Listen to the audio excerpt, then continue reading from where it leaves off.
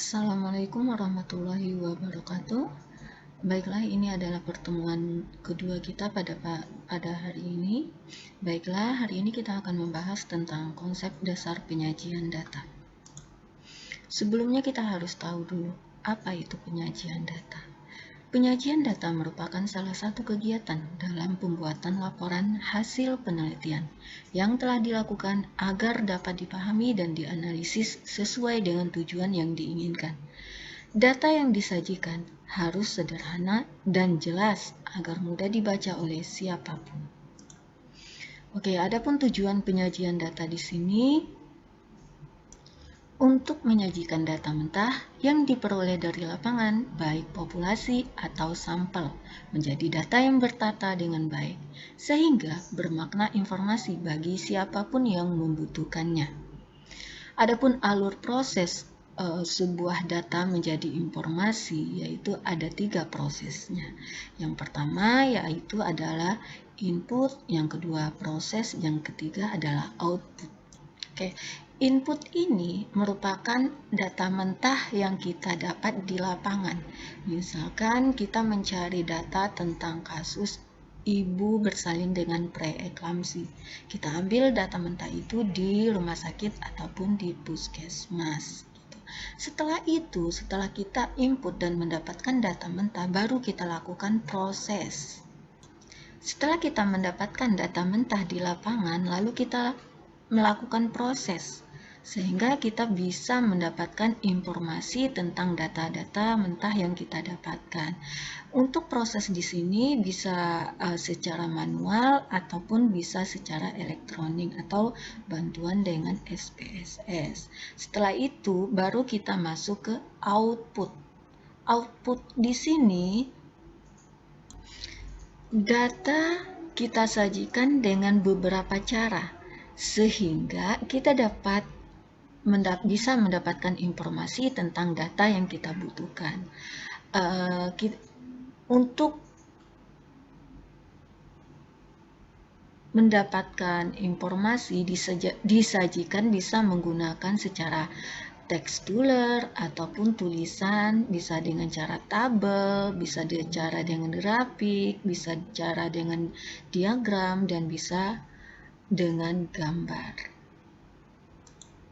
Oke, kita masuk ke jenis-jenis cara penyajian data. Tadi sudah saya jelaskan bahwa yang pertama itu bisa dengan secara tekstuler atau tulisan. Tekstuler atau tulisan ini merupakan penyajian data dengan narasi atau dengan kalimat. Penyajian dalam bentuk tulisan. Tujuannya ini untuk memberikan keterangan dari keseluruhan prosedur, hasil-hasil dan kesimpulan-kesimpulan yang dibuat dengan menggunakan tulisan ataupun teks. Terus tujuannya juga ini tidak dapat mencakup banyak gambaran statistik karena bisa tidak efektif. Jadi beda antara tekstuler dengan gambar ataupun dengan diagram ya. Untuk penyajian secara tekstuler di sini yaitu harus menggunakan bahasa yang benar. Yang kedua, ringkas tetapi efektif. Yang ketiga, menghindari bahasa berbunga. Terus yang keempat yaitu paragraf mengandung tema, data ataupun fakta pendukung tema, dan pendapat ataupun opini. Kita bisa melihat contoh sebagai berikut. Ini adalah contoh untuk penyajian data secara teks. Di sini ada temanya tentang AKI, angka kematian ibu di Indonesia. Setelah itu kita munculkan data. Data di sini adalah tentang berapa angka kejadian AKI di Indonesia, terus di Thailand, di Singapura. Inilah datanya. Setelah itu adalah opini. Opini adalah pendapat. Pendapat di sini dijelaskan bahwa hal ini menunjukkan bahwa pelayanan kesehatan di Indonesia masih memprihatinkan karena masih tingginya angka kematian ibu di Indonesia dibandingkan dengan negara-negara bagian lain gitu. Yang kedua adalah tabel distribusi frekuensi. Tabel distribusi frekuensi di sini adalah mendeskripsikan data dengan menyajikan frekuensi atau banyaknya subjek. Yang kedua, tabel frekuensi lebih cocok jika sumber data mempunyai jenis variabel nominal ataupun ordinal. Jadi intinya di sini adalah untuk penyajian tabel di sini harus ada nomor tabel dan nama tabel. Contohnya bisa kita lihat di bawah ini. Contohnya ini adalah nomor tabel, sedangkan ini judul ini adalah nama tabel. Jadi setiap kita penulisan pada tabel itu harus ada nomor tabel dan nama tabel. Nama tabel ini contohnya distribusi frekuensi paritas ibu bersalin di RSUDX tahun 2022. Contohnya untuk variabel paritas ini ada beresiko dengan tidak beresiko. Ini ada frekuensi dan ini ada persentasenya. Oke, selain itu kita harus ada juga mencantum sumber. Sumber di sini datanya dari mana kita dapatkan, gitu. Jadi kita bisa membaca tabel distribusi frekuensi ini. Misalkan berdasarkan tabel 1.1 dapat diketahui bahwa dari 126 orang ibu bersalin, lebih dari sebagian 68 atau 54% ini merupakan paritas beresiko gitu. Oke, selanjutnya kita membahas tentang grafik atau diagram. Grafik atau diagram adalah penyajian data secara ringkas. Biasanya menghubungkan antara variabel bebas X dengan variabel tidak bebas Y. Untuk data kualitatif biasanya disajikan dengan diagram batang, diagram gambar, dan diagram V atau diagram lingkaran. Oke, untuk pertemuan hari ini kita akan membahas untuk data kualitatif yang disajikan dengan diagram batang, gambar, dan diagram lingkaran. Oke, untuk diagram batang di sini ataupun bar diagram, diagram batang atau bar diagram ini merupakan digunakan untuk menggambarkan perkembangan nilai suatu objek penelitian dalam kurun waktu tertentu. Ciri-cirinya yang pertama itu berbentuk persegi panjang. Setelah itu menggambarkan nilai pengamatan dan frekuensinya. Yang ketiga yaitu tinggi atau panjang batang menggambarkan frekuensi dan nilai pengamatan terdapat pada sumbu X dan frekuensi pada sumbu Y. Dari cara penampilan balok-baloknya bar diagram ini dapat dibagi menjadi 3. Yang pertama single bar, yang kedua multi bar, yang ketiga yaitu subdivided bar. Oke, kita masuk ke contoh yaitu single bar. Single bar di sini kita bisa melihat bahwa batang terpisahkan. Misalkan yang warna orange ini adalah fill, yang kedua suntik, yang ketiga IUD. Jadi ingat, ini adalah nomor tabel, di mana gambar 1.1 dan ini adalah nama tabel. Jumlah akseptor KB di Kabupaten X tahun 2020 gitu. Jadi di sini adalah sumbu Y dan ini adalah sumbu X gitu. Ini adalah contoh tabel single bar. Oke, kita masuk ke contoh multi bar. Ini adalah tabel multi bar. Sama juga harus ada nomor tabel, nama tabel, dan di sini ada sumbu X dan sumbu Y. Ini adalah contoh multi bar.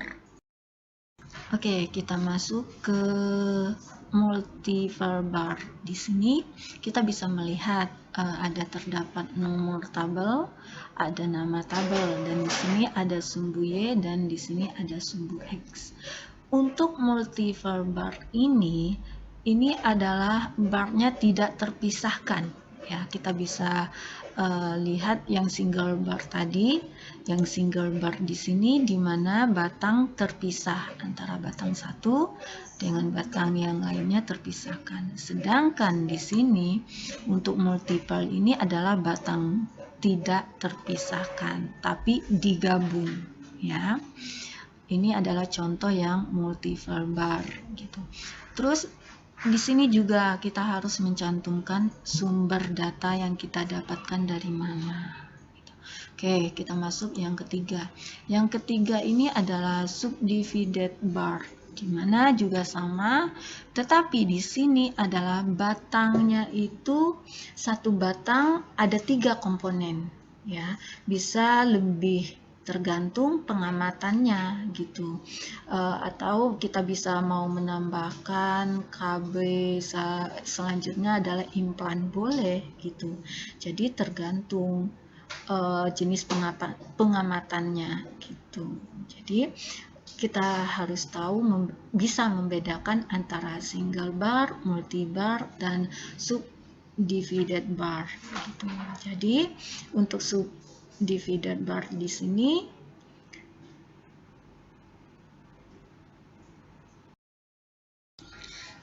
tadi sudah saya jelaskan bahwa satu batang di sini ada beberapa jenis pengamatan, ya. Yang orange jenis pengamatannya pil, biru suntik, dan IUD berwarna merah. Kita bisa melihat pada tahun 2018 ada 20 orang menggunakan akseptor KB pil, dan 2018 ada 45 orang menggunakan akseptor KB suntik dan 35 orang menggunakan akseptor KB IUD. Inilah contoh subdivided bar, ya. Oke, kita masuk ke diagram gambar atau piktogram. Piktogram adalah diagram yang digambar sesuai dengan objek-objeknya. Seperti ingin menunjukkan jumlah penduduk dengan menggambarkan orang. Ya, kita lihat contoh di bawah ini. Lihat tabel, tetap harus ada nomor tabel dan nama tabel. Nama tabel di sini adalah jumlah penduduk di Kelurahan X tahun 2022. Jadi di sini kita mau melihat jumlah penduduknya. Misalnya di Kelurahan A ada berapa jumlah penduduknya. Di keterangan ini dituliskan bahwa satu gambar gambar manusia itu sama dengan 100. Jika ada 6 gambar mahasiswa, berarti terdapat 600 jumlah penduduk di Kelurahan A. Dan begitu juga dengan Kelurahan B. Ada berapa terdapat gambar manusia? Ada 700. Dan di Kelurahan C ada 400. Jadi jumlah penduduk di Kelurahan X adalah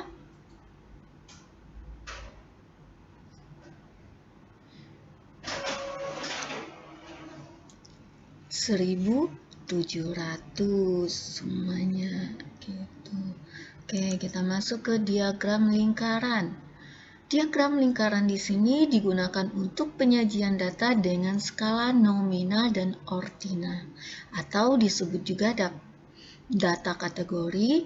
Luas satu lingkaran adalah 360 derajat.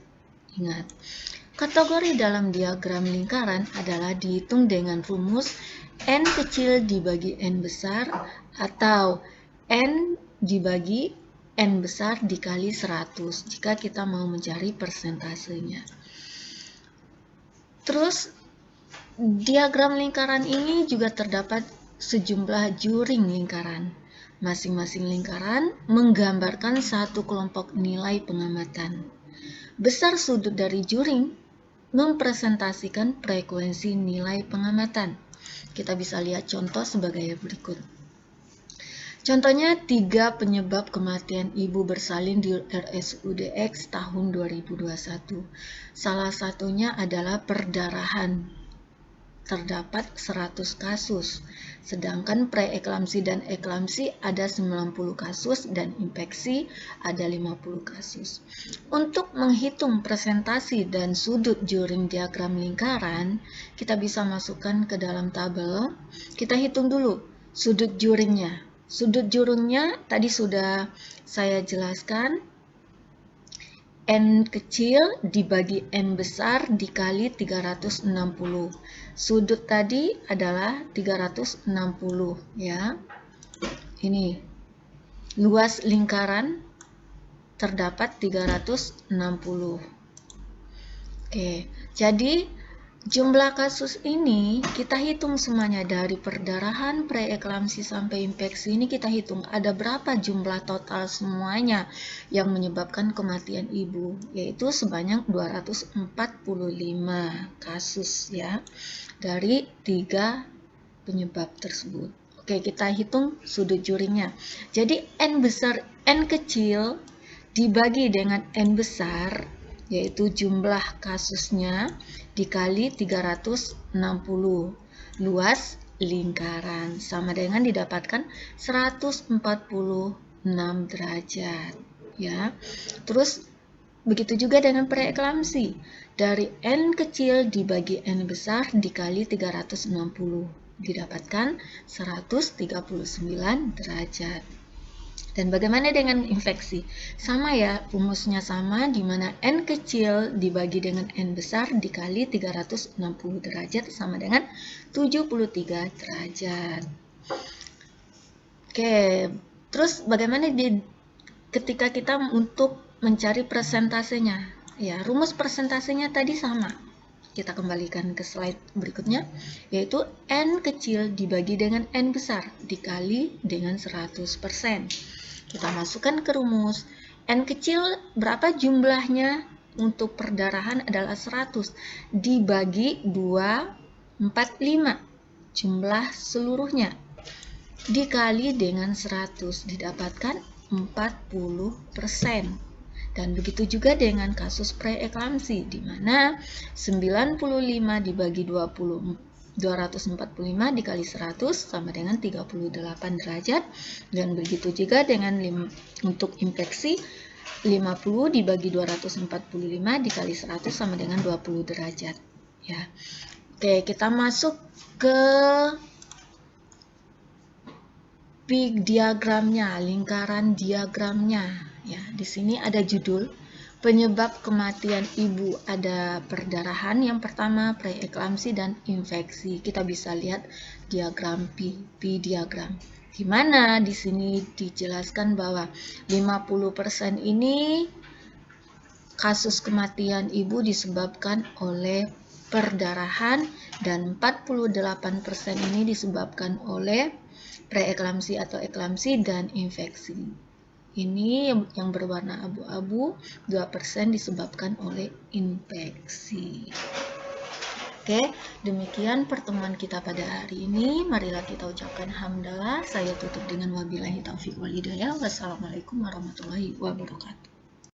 Oke, kita masuk ke diagram lingkaran atau V diagram, di mana dari hasil kita mencari presentasi tadi kita munculkan dengan menggunakan V diagram, di mana penyebab kematian ibu pada kasus persalinan di RSUD X tahun 2021 adalah disebabkan oleh 40% disebabkan oleh perdarahan dan 38% disebabkan oleh preeklamsi dan eklamsi dan 20% disebabkan oleh infeksi ya. Oke, demikianlah pertemuan kita pada hari ini. Marilah kita ucapkan hamdalah. Saya tutup dengan wabillahi taufiq wal hidayah. Wassalamualaikum warahmatullahi wabarakatuh. Oke, terima kasih. Demikian pertemuan kita pada hari ini. Semoga bermanfaat. Saya tutup dengan wabillahi taufiq wal hidayah. Wassalamualaikum warahmatullahi wabarakatuh.